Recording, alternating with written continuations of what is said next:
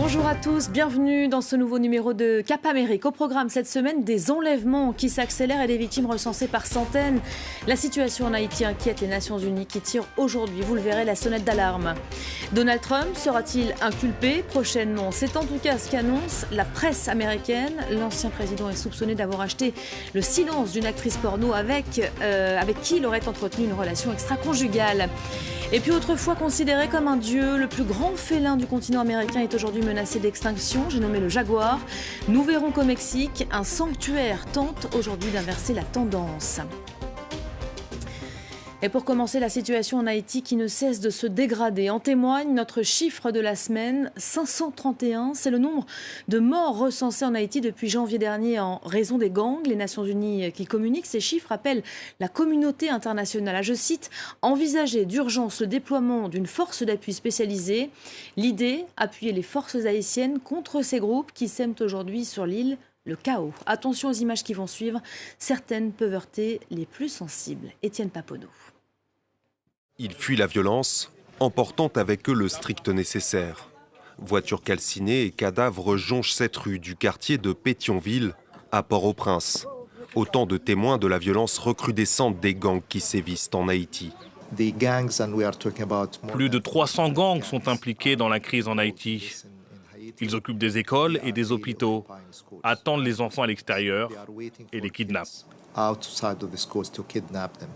Depuis le début de l'année, environ 530 personnes ont été tuées et près de 280 enlevées par les gangs selon l'ONU. À la faveur de la crise humanitaire, les organisations criminelles ne cessent de monter en puissance, notamment depuis l'assassinat du président Jovenel Moïse en 2021.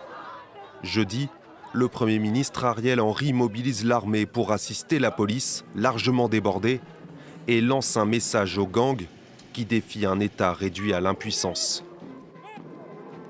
Ils doivent entendre raison ou nous leur ferons entendre raison malgré eux. L'ONU estime qu'à la mi-mars, au moins 160 000 personnes ont dû fuir à l'intérieur du pays. Un quart d'entre elles vivent dans des campements de fortune, avec un accès très limité aux services d'assainissement ou d'eau potable.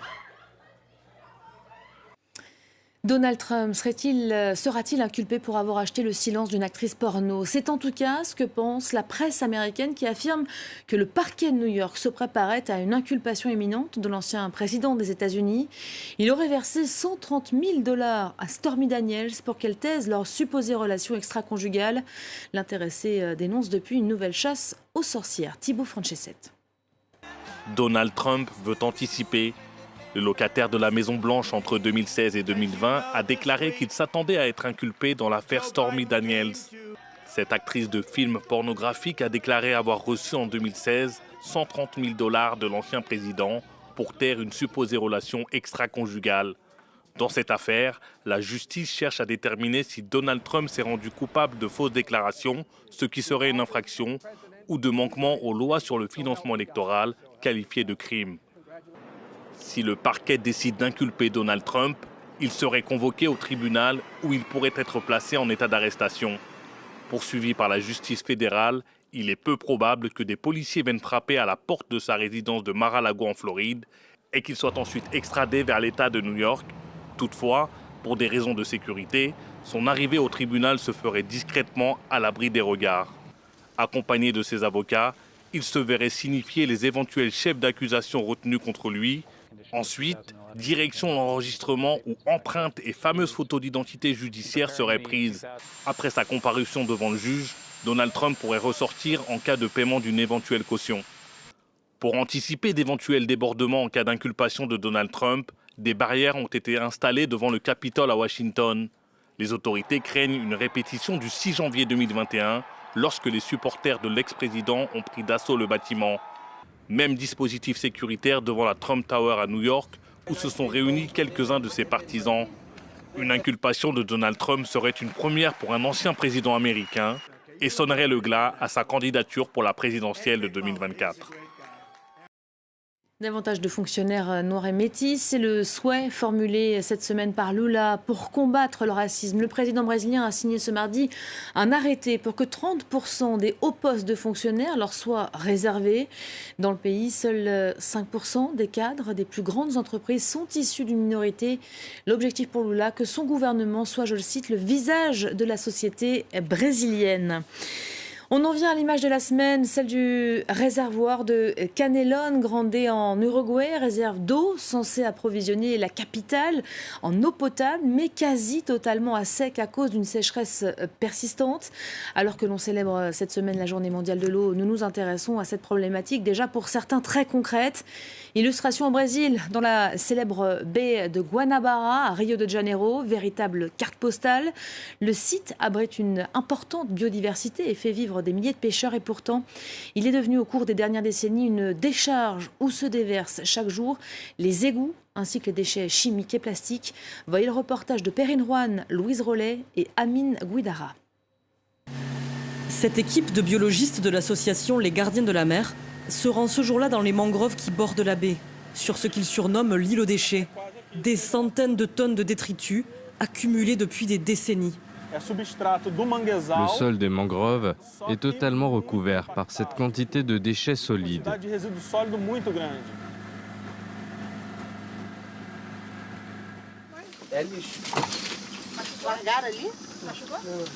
Ils viennent constater les dégâts de plus près.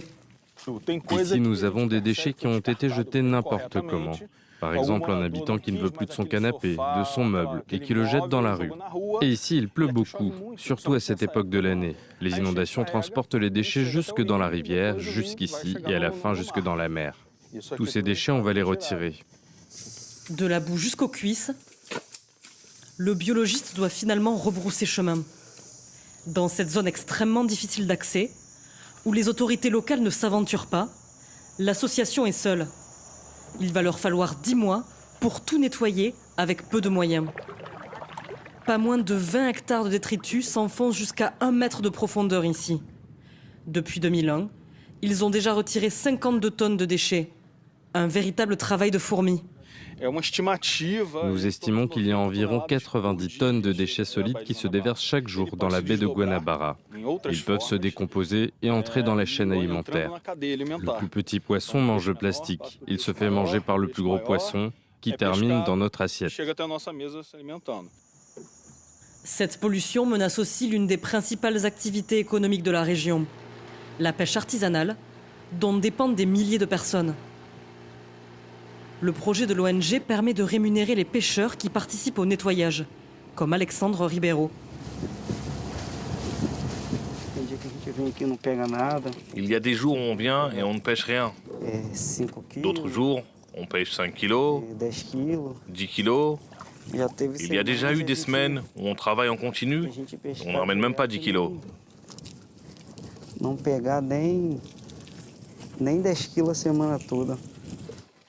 Dans sa communauté, la moitié des pêcheurs a quitté la région. Lui-même a de plus en plus de mal à subvenir aux besoins de sa famille. Mais pas question d'abandonner.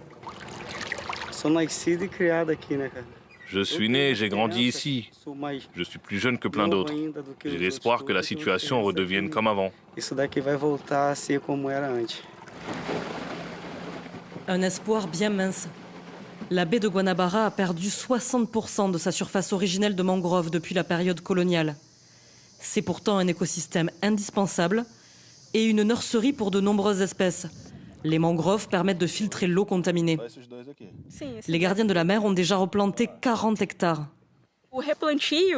Cette replantation va justement permettre le retour de la végétation caractéristique des mangroves et par conséquent de toute la faune de crabes et des autres animaux qui vivent dans les mangroves et qui contribuent à l'amélioration générale de cet écosystème. Selon une étude économique réalisée par l'État de Rio en 2022, le nettoyage et la préservation de la baie permettraient aussi de générer plus de 4 milliards d'euros en 30 ans, notamment grâce au tourisme. Environnement dégradé et espèces sauvages en danger, c'est le cas du jaguar, félin prestigieux, considéré comme un dieu par les Aztèques et les Mayas. Il a su jusque-là s'adapter à presque tous les climats. Mais ce prestige fait qu'il est aussi extrêmement convoité, devenu l'un des animaux de compagnie les plus prisés des narcotrafiquants par exemple.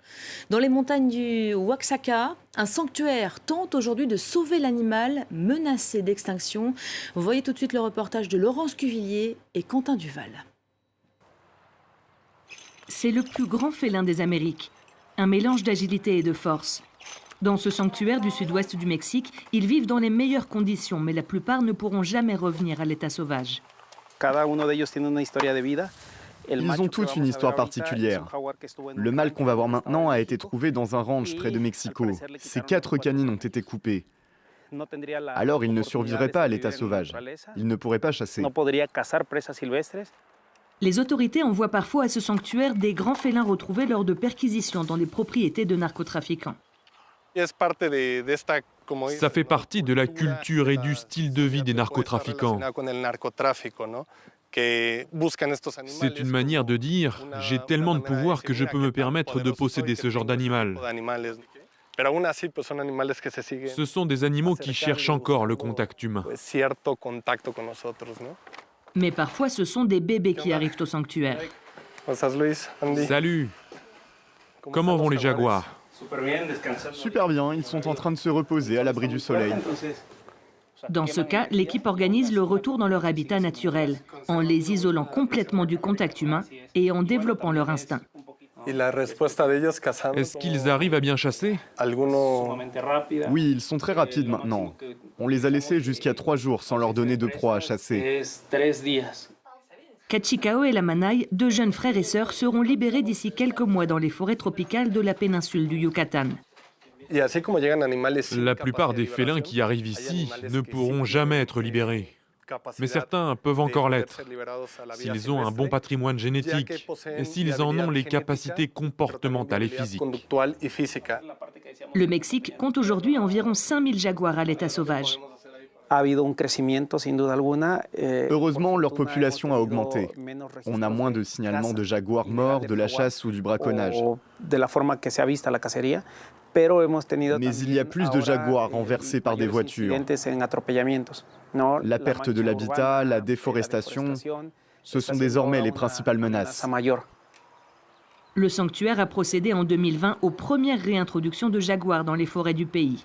L'opération fut un succès et un grand signe d'espoir pour la survie de l'espèce. Voilà, c'est la fin de ce numéro de Cap Amérique. Merci à vous de l'avoir suivi. Restez avec nous. D'autres infos à suivre tout de suite sur nos antennes. À très vite.